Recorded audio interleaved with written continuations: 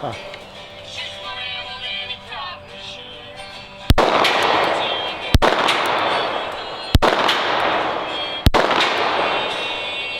hear it.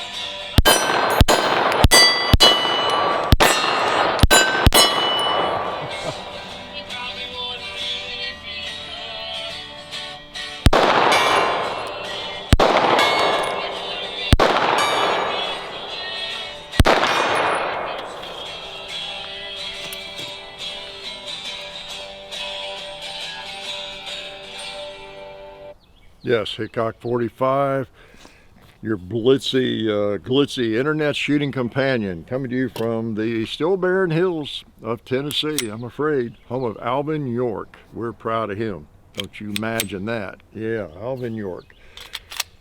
Some people might be questionable, but not what Alvin York did. Yeah, there's some people in the world, it's pretty amazing feats they have accomplished. We don't know what else they might have done, positive or negative maybe, but wow, the heroics of some, Medal of Honor winners, whether there's just no question about it. It's not a rumor, not something that got exaggerated, probably, like Audie Murphy. They're just things that happened. People stepped up. Anyway, yeah. Already off topic, or is there a topic? There's never a topic on Sunday. Yeah, so glad you're here. And wow, middle of March. I smell April on the way, especially with the weather this week. I really smell April. It's about time for me to start doing my daily walks among my bamboo forest and be looking for new sheets of bamboo where they're popping up. It won't be long, a couple of weeks, I think. So yeah, I'm glad you're here for another Sunday, our most loyal gathering on Sundays. You guys are always here, or on Rumble. That's still here, right? Yeah, a lot of you go see these on Rumble. I know a bunch of you. Yeah, so it's weird. Some of the videos, just a ton of views on Rumble, and others don't. I don't know what it's random. It's random, but we don't care. As long as you're watching, just be sure you're watching.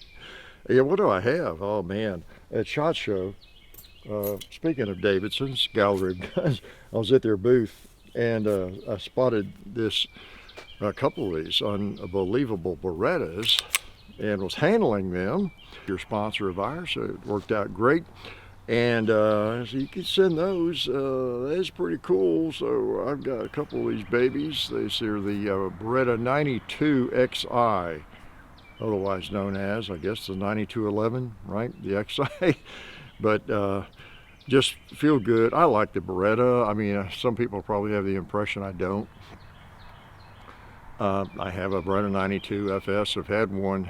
Well, I have had one most of the last 40 years. I went for a period of time where I didn't, but I fixed that and got it back. Got one back.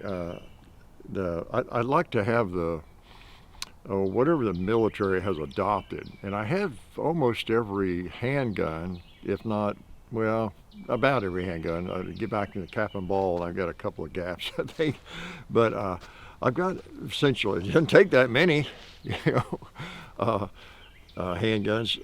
You got a Colt single action, and of course 1911, and one of these, and a SIG. You about got it covered, except for the Colt 38. That was the military adopted handgun for a while. And then there's others that were added, like 38 Special. Model 10s essentially carried by some troops and Air Force, and there was always those other firearms. But I mean, the mass adoptions, doesn't take many handguns to have that kind of cover, does it? But I like them. I just have never been crazy about the double single action, and I've never been crazy about that weird decocker safety on the slide that's always in my way. Other than that, I love those guns. Boy, are they smooth. Oh, I've never had one malfunction, I don't think. They just are a dream to shoot. And, well, this one, this Type 92 XI is, it has a frame mounted safety, like a 1911. Yeah, I wonder if that's why it's called a 9211. And this is double action only, or excuse me, single action only. Okay, so it is really like a 1911, like a Beretta 1911. Pull that thing up, pop safety off, boom, boom, boom. Okay, so you can't cock the hammer with the trigger. You know, single action only. Okay, anyway, yeah, got this borrowed from Gallery of Guns, Davidson's. Appreciate that. We'll be doing a video with it. I'll bring it out today, and I got a couple of them. They're kind of matching, but anyway, yeah. So check out Davidson's Gallery of Guns. We get a guaranteed lifetime replacement on every firearm. Pretty cool, huh? And then, of course, Silencer Central. They do one thing really well. They make them. They muffle those firearms for you, don't they? Silencer Central. Check them out. You know, we had a Banish out this week. Well, you saw a Banish this week. What was it on in the video with, yeah, my BCM pistol. Right. Somehow in that video, the Banish 30, yeah, gold, suddenly appeared on that pistol. Yeah, it was like magic, I guess, because good old YouTube, they find it extremely offensive to be detaching and attaching things to firearms. So, anyway, I appreciate their help. And SDI, the Sonoran Desert Institute, they do exactly what they say, always have. Great coursework in firearms technology, gunsmithing, drone technology. Check them out at sdi.edu. All right.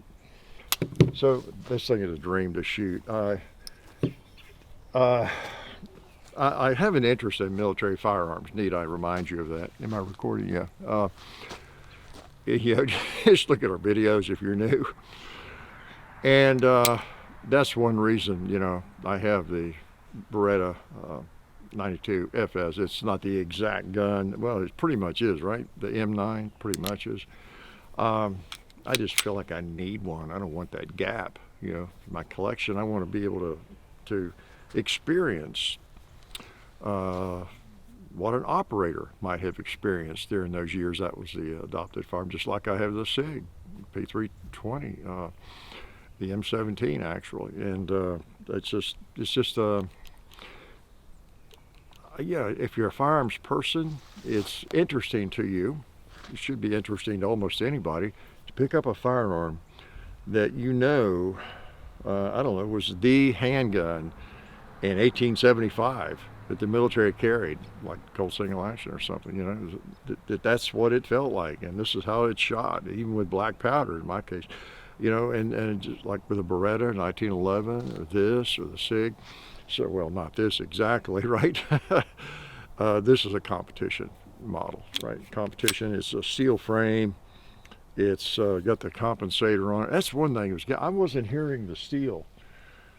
Was it just because I was missing every time? That's what I need to do. Have a compensator on every firearm I shoot, and then just claim I can't hear it. You know, I'm not hitting, but I think I am, right? So it does add to the sound, like a muzzle brake on a rifle. But it's not a big compensator, not an involved one or anything, but I think it just makes it a little bit louder. But man, this thing is a dream to shoot. It really, these big competition pistols, we've looked at several of them. Oh my gosh, I forget, probably 3 or 4 at least over the years. And they're definitely not something I'd want to carry unless I had some huge shoulder holster and a reason to carry it, because they're heavy. But that's why they're such great competition pistols. You pick this thing up and I mean, it just lays in there. Let me see, let me take a couple shots here. Put my ears on. Okay. I'm just gonna shoot a couple with some speed. Yeah, you can just lay them in there, and that not much muzzle rise. And of course, that's what you want in a match, right? Yeah, really. Something there I was going to say. What was it? So, oh yeah, I still have an issue even with these. And we had the Taurus that had the frame-mounted safety and everything. I don't recall. Was it a what is it, the Taurus 92, whatever the model is. Those have been popular through the years, and they have the frame mounted firing pin or safety like this, more like a 1911. And I don't recall if they are single to double. Are they single action only? No. They might make it in both fashion, I don't know. But when I grab the slide on one of these things, I don't have much real estate there. I don't know if you're that way with a Beretta. You know, of course, you got the serrations up front. I don't like to get my hand that far up there. But yeah, I bang up my thumb, hurt my thumb on the safety and that kind of thing, especially on the regular Beretta. Now, this was not as bad. You said get in the habit of grabbing it in the right place, but all this closer. But anyway, there's a dream gun. Man, what a smooth shooter. Yeah, and also appreciate Alabama Holster. Great little Kydex concealment holsters. I've been using them a long time and really appreciate their support. I use them all the time. I got something else here too I'm going to shoot because I got it dirty this week. Got a big week. I'm a little early this week. Got a couple of big weeks coming up. But I hope to see you on Sundays anyway. Yeah, speaking of people that help us, Talon Grips and Ballistol, and Gun Fun Targets and everything, as I say often, all you have to do is come in on a Sunday if you want to know who our sponsors are, right? Check out the paper targets any Sunday, and that will pretty much tell you, right? We don't turn over sponsors very often. Some people that do what we do, they have a different sponsor maybe for every video, and you know, they just operate a lot differently than we do. We tend to find sponsors. We prefer to have sponsors that are long term and that we believe in and believe in us and all that kind of thing, and then have a longer term partnership, at least a year, you know, and then and then maybe on from there, who knows, right? So anyway, you always know on a Sunday who our sponsors are, who make all this possible. Sometimes there's a change. If there's a change of the changes we've had, it's generally a mutual thing, or we feel like we need to move on, or somebody wants to do something different we don't want to do, we don't do, or you know, just whatever it might be. It's just best for everybody if we move on, and you know, that kind of thing. So it just depends, you know. But I see a lot of questions whenever we change sponsors, and we're not going to go into the business side of it. Those days we're pretty transparent about most things, right? But you know, some things we're not going to give all the details on, of course. Just know we make brilliant decisions, right? You can just tell by looking at me. I've always made brilliant decisions, the best decisions in every situation, right? Genius is hard to hide, right? Like I always told my students. So anyway, it's March. You know, it's funny. I saw something about a basketball game or a tournament game. I don't know if it was a conference tournament or if March Madness has begun. I don't know. I guess it has or about to. It's funny, I've gotten away from that so much in sports. And about the only playoffs sports I watch anymore are occasional NFL game, and then when the playoffs come around, I'll try to watch all the playoff games. I usually miss a bunch of them, but you know, and that's about it. I've gotten away from watching basketball. Probably when March Madness gets down to the I don't know, Final Four, I'll watch that or something, but I just don't do it as much anymore. Isn't that terrible? Got other things to do. Look what else I have. How's this for a contrast? Well, I don't know if you consider the 92 XI military pistols, kind of, right, based on one, but what about this baby? This is a military revolver. Yeah.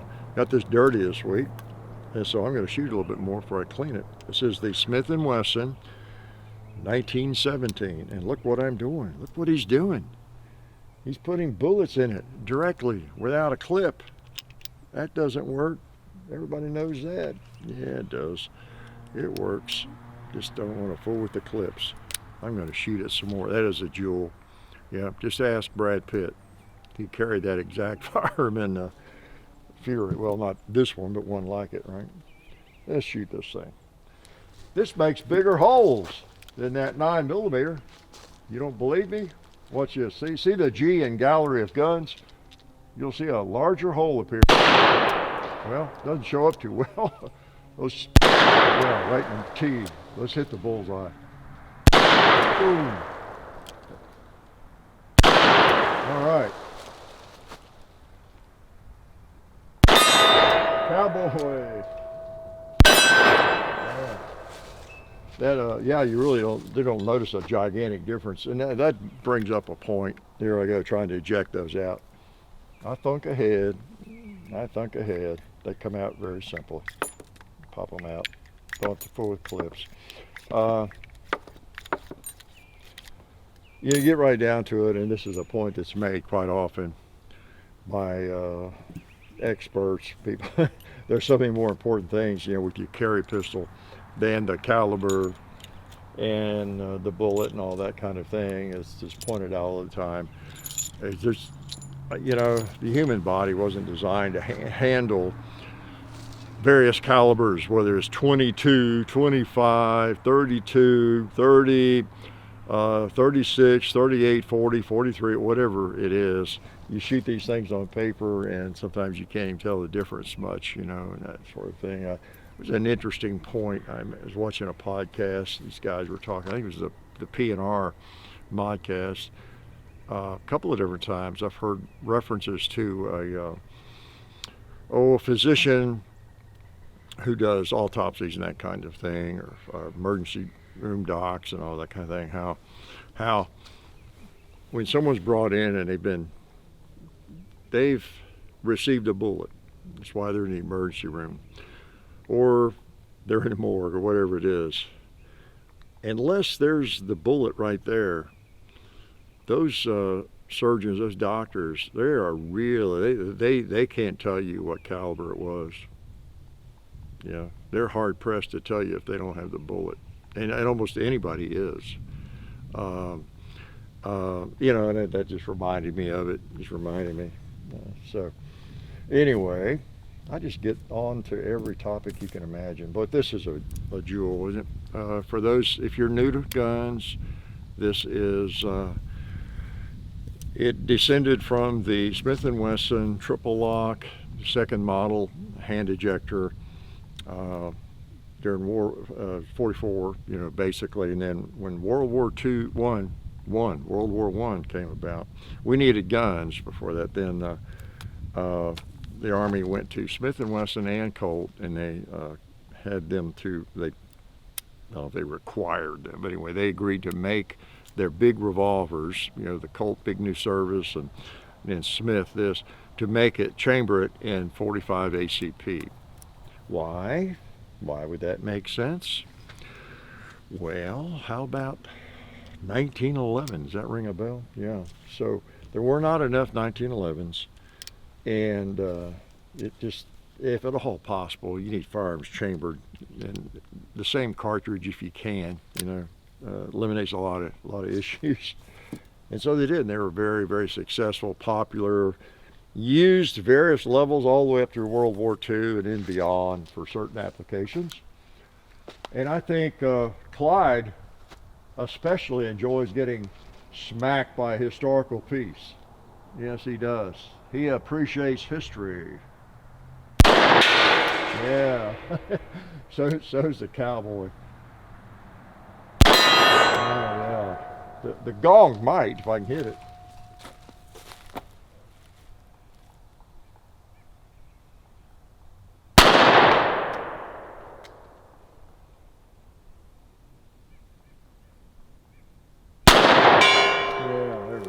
I don't know where that first one went.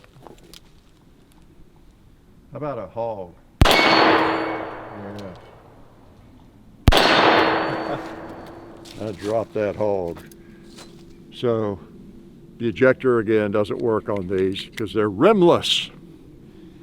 But it's no problem to get them out. Just pop them out. Carry your toothbrush or pencil, Bic pen, whatever, to battle with you. You don't need those foolish men clips that way. So that's a jewel. That really is. It's let's see, what's the year? This one was made in I think it was made in 1917. I forget. I've got it in my records. And I think my Colt was as well. They're model 1970s, and they were made that year. This one might have been a year before. I'll have to look it up. I forget. I have to look at my own videos. But yeah, that is a jewel. Feels great. The action is smooth. So, okay, I gotta shoot this thing again. This is a beaut. Ain't that a purty magazine? That gold trigger. Gold trigger makes it shoot better, in case you didn't know that. Yeah, makes it more accurate. Now, see if I can hear it. Pop Clyde. I heard that one. Yeah, man, that thing feels good.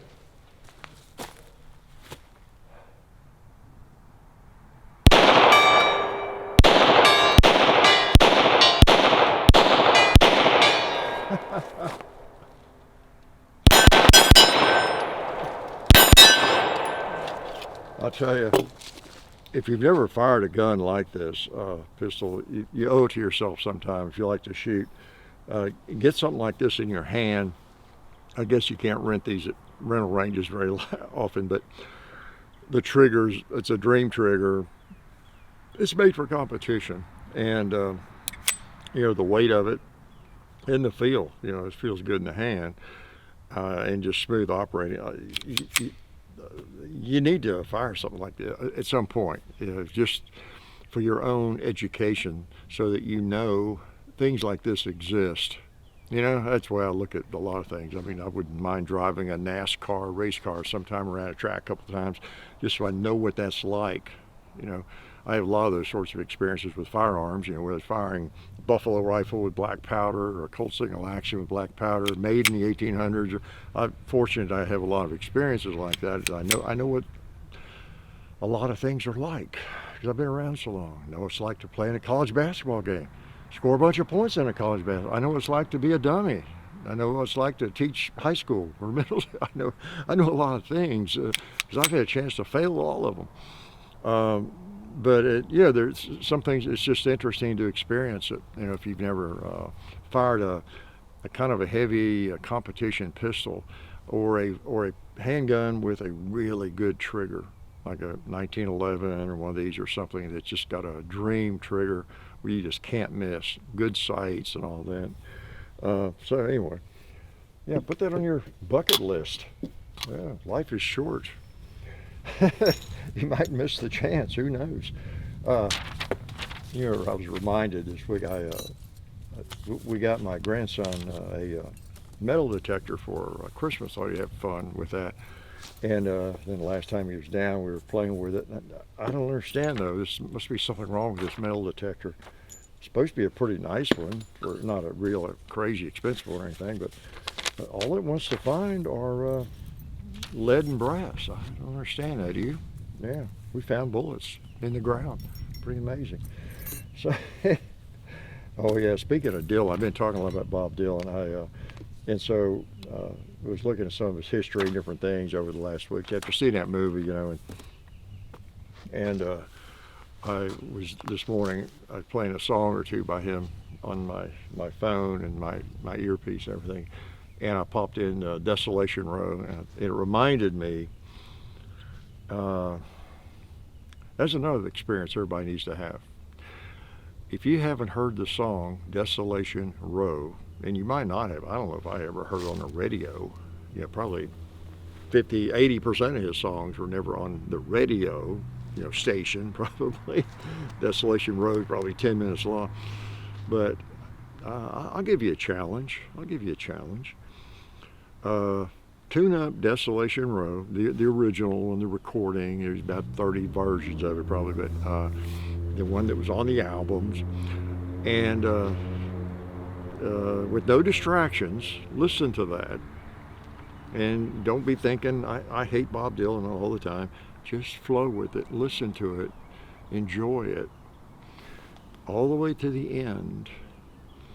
And then, once you get a piece of paper and write an essay on what you think it's about. Now there's an assignment.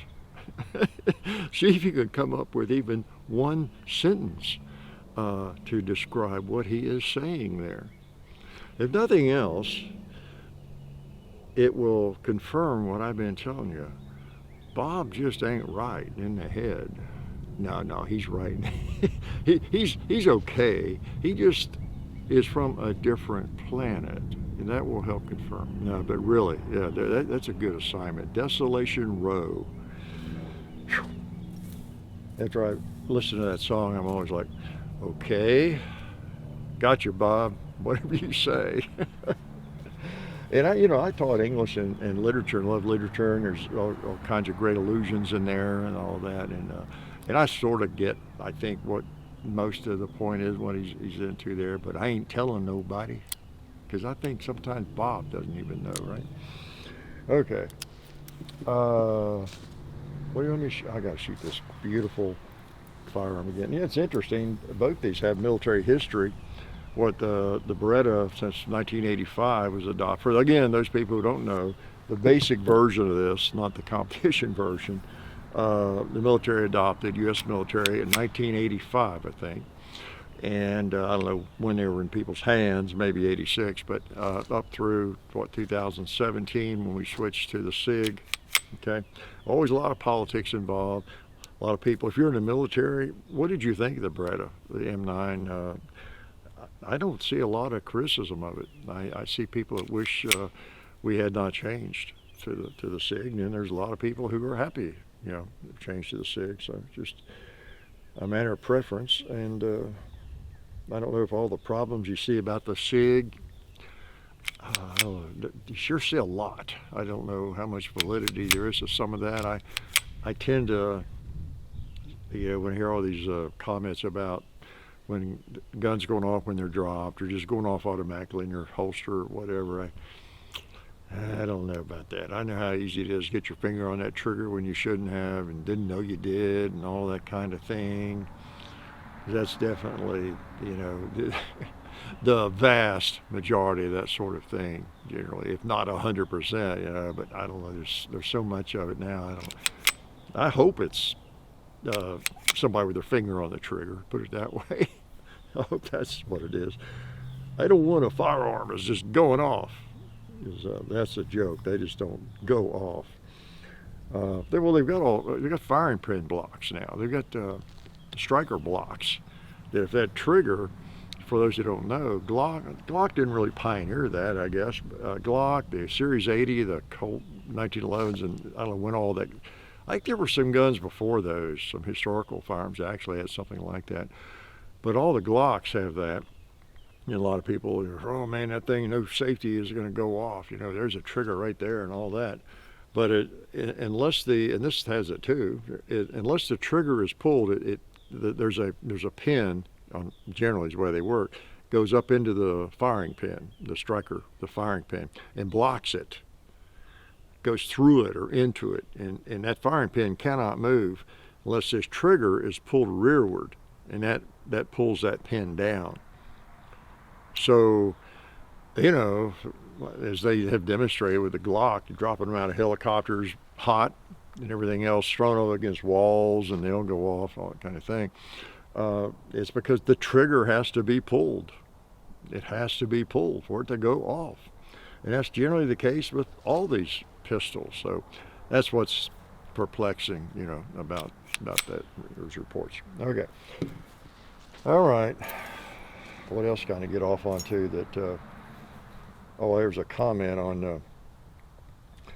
I'm always reminding you about the clips channel, the Hickok 45 clips or shoots channel, how they're clips from older videos or recent video, whatever, that John pulls out of there, or Jesse, who works with us now.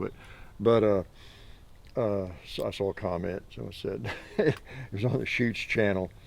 What was it? It was on that Springfield Echelon video. It said, hopefully Hickok will give us a more in-depth review for this tomorrow, or something like that.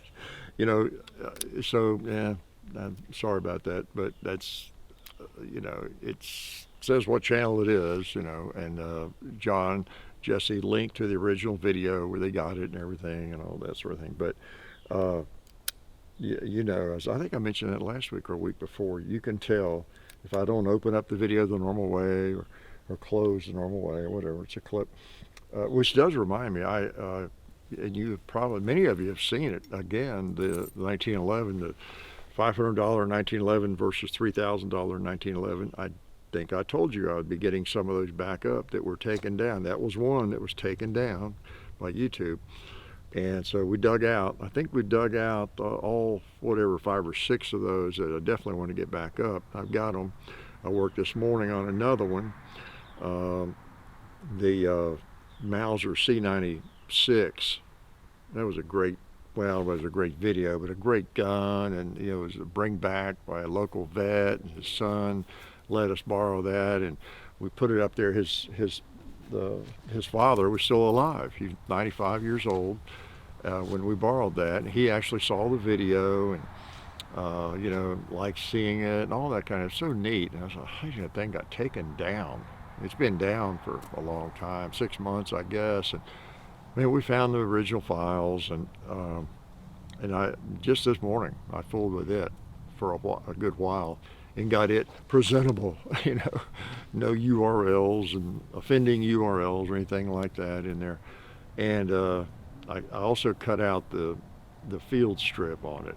I can't decide if YouTube really is enforcing that or not. Some things seem to, I didn't want to jeopardize that great gun, you know, by leaving that in there. Plus it's kind of long field strip. Most of you are not going to have one. I'm sure there's a field strip somewhere you can look up if you buy one. But anyway, yeah, so I'll be getting that one back up, the Mauser C96. But that 1911 comparison video and everything, a lot of people have seen that again the second time. I'm glad I got that back up. I mean, it's not necessarily it's a most wonderful video, but I remember when it was up, it was just a very highly viewed video. Lots of comments always on that thing, and new comment. It never did slow down or die, and that's the kind of thing that people have interest in, those comparisons. And then the C96, I don't know how many videos there are on one of those things out there to begin with, and then just the nature of that one, having gotten it, you know, locally, and the guy, you know, I was bring back, and he's died since then. His name was James Dean, D-E-A-N, and he has passed away 2 or 3 years ago, I think. I don't know when we put that thing up originally. That's been 6 or 8 years, I guess. But anyway, you'll see that one pop up one day here before too long, and I've got 3 or 4 others that I'll work on, get them presentable, right?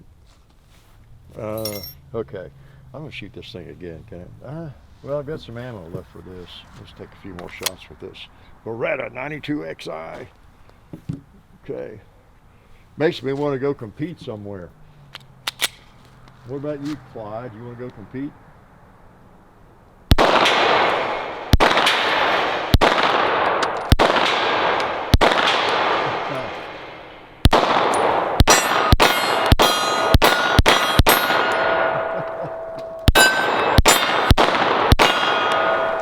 Just wear out things with that. That is something. That is something. All right. So yeah, we'll do video on those. Those are nice. Got a big rail and everything, man. You could you could carry that sucker, or it could be literally could be a home defense firearm, couldn't it? That's it's hot. That's one thing about I'm not used to the barrel being right there exposed in a handgun, but the or in a semi-automatic pistol, but. That's the thing about a home defense handgun. It almost doesn't matter how big it is. You don't want it too big and awkward for you, but it can be bigger, whereas that's always the issue if it's something you're carrying, right? Okay, we'll shoot this Smith & Wesson again too, and see if I have any advice for young people.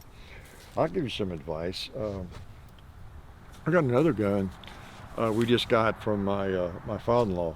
Was a World War II vet. He passed away in the 90s, and he had a Japanese Arasaka Type 99 he had brought back, he sent back to his mom and dad when he was over there in Japan. And it's kind of passed down to my wife now, me, and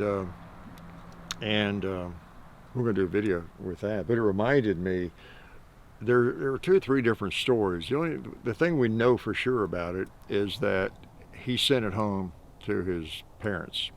Yeah, there were some other more dramatic stories, but I don't know. I think they were not real, that kind of thing. The mom's been ground off of it and all that, but anyway, it's a reminder that talk to the old folks in your family, or friends, neighbors, whatever, and when they're gone, like if my father-in-law was still around, I could talk to him. Well, what's the story on this rifle exactly? We're going to do a video on it. He ain't around to talk to. It's like my dad. My dad was all over Europe, North Africa, up through Sicily and Italy and England.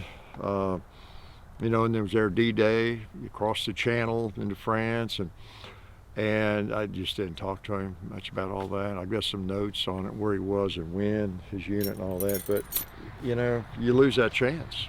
You lose that chance, and it's just so common, because when we're younger, I don't know, it's not as important to us often, or as critical, and we don't think about it, and we think our parents are going to be around, or whoever it is going to be around forever, and so we lose that information.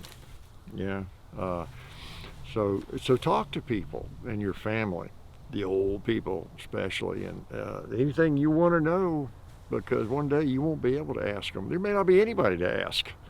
And when you get to be my age, there's nobody like 30 years older than you in your family or anywhere, nobody 10 years older than you, maybe nobody, that you can ask that was around before you came along. It's like Grandpa, where did you live when you had mom and dad? Where were y'all exactly? Or where'd you all move back in 30 or 20 or 1960 or something? That stuff goes away, that knowledge. So talk to them, ask them what it was like back then. Ask them how they lived, what they ate. Like in my family's situation, they went through the Depression, the Great Depression and all that. And my dad was born in 1918. That's incredible. He could have met Wyatt Earp. He could have met all kinds of people that were still alive in the 20s and 30s, and could have run into John Dillinger on the road or something. It's just the older you get, the more you think about that, and you're more aware of history. So think about that, the older folks in your family. What is it you'd like to know? Maybe write it down, get addresses and just information. It might not be as interesting to you now, but it might be really interesting as you get older, and then there's nowhere to get the information. So do that. Ask them what it was like. How life was then. Because those people, a lot of them had pretty interesting lives, where they lived through interesting times, right? And just think of your descendants and what they might like to know about you. There's going to come a time when, I don't know, this is a negative, a cynical way to look at things, but there's going to come a time when young people are going to be asking their grandpa. They're not going to be asking their grandpa or their dad, what was it like when you were, I don't know, buying your first Model T Ford, or what was it like at D-Day? What was it like in Iraq? Or about the only thing you're going to be able to ask them is what model iPhone did you have when you were 10, or 25, or what was your favorite screen size? Everybody's going to be raised doing nothing but looking at screens or artificial intelligence or something. That's pretty pessimistic, I guess. But anyway, ask those questions now. Rope your grandma and grandpa into discussions about that, because when they're gone, you not only lose a lot of the factual information, you just lose the flavor of it. What was it like living in the 1920s or the 1940s or the 1960s? What was it really like? Because see, it's different from what media presents. You would think When you think 1960s, what do you think? Yeah, you think everything was Elvis and everything was the hippie movement, right? Well, I didn't see a hippie in the 60s until I think my freshman year in college, about 69. You know, so it depended on where you were, where you lived. And of course, the West Coast, the East Coast, that gets all the publicity, right? The media. We know more about media now, so we know that even old newsreel, the media, it was just giving one side of things or focusing on the most dramatic. We know how media works better now, don't we? So that should be no surprise to you that I was amazed. I saw a couple of people in North Carolina when I was there at Western Carolina that were kind of like hippies. Whoa, this is wild. I think I saw something about that on the news. Yes, everybody wasn't steeped in hippiedom, you know, in the 60s, in 69 or 70 or 71, you know. Certain areas of the country might have been, I don't know. But anyway, that's just my advice. Talk to those people, because when they're gone, gosh, they're really hard to talk to. Well, they may not be hard to talk to, but they're really tough to get answers from. Yeah. All right, let's shoot a 2-liter. How about a bowling pin? Yeah. How about a cowboy? How about a Bigfoot?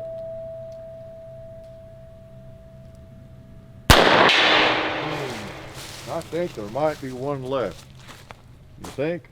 That's 2 left. I really like that revolver.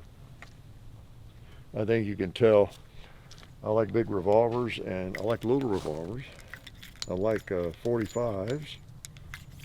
I like Smith & Wesson. Yeah, man, that fits it all. Pretty neat. Oh yeah, not bad. Yeah, good day. It's pretty good weather. And here I am out here with a couple of fine handguns. Yeah, man, semi-military. And yeah, interesting. Yeah, both of them actually are variations of a basic firearm. Yeah. This wasn't born a competition gun, right? And this one wasn't born a 45 ACP. They became those things later in life. Yeah. So I guess I should let you go. I don't know if there's anything else you were dying to know about. I appreciate y'all coming around and watching the videos. Again, it's if you don't know where we are, you may not find us. You know, YouTube does not serve up gun videos like they used to, and so we're at we're on YouTube, hickok45.com/Hickok45 or YouTube, .com/Hickok45. So come find us if you don't get served a video 3 or 4 every week. We're here. We're also in Rumble. Everything goes on Rumble. I still see comments. You ought to go to Rumble. You ought to start posting on Rumble. Yeah, that's a good idea. That's why I did that a couple of years ago. Everything is on Rumble. So a lot of you watch over there. Some of you are watching right now on Rumble. I guarantee you that, especially on Sunday. So congratulations. Like I said, we don't discriminate. As long as you're seeing the videos, that's good. So hope you support everybody that supports us, and we appreciate that a great deal. You know where to find all of them, unless you are pretty dense, right? Yeah, there are some limitations online about giving URLs. For those of you in Kentucky, that's the web address and exact address. But really, anybody who needs the exact address these days must have been living in a cave or in Kentucky, or both. A cave in Kentucky. I'm sorry, picking on Kentucky. I'm from Kentucky, for those who don't know that. Which reminds me, check out the playlist. That is one of the playlists that's pretty much up to date. There might be a couple I haven't put in there yet, newer ones. But the FAQ video playlist. Is what it's called, the FAQ videos. FAQ, they're all very short, answer questions like that. One of them is about where I'm from. It reminded me of that. So that's a good playlist to go through if you want to learn more non-essential information about me. So appreciate you watching, and again, appreciate you supporting the people that support us. Let them know, and I hope to see you next week. Life is good.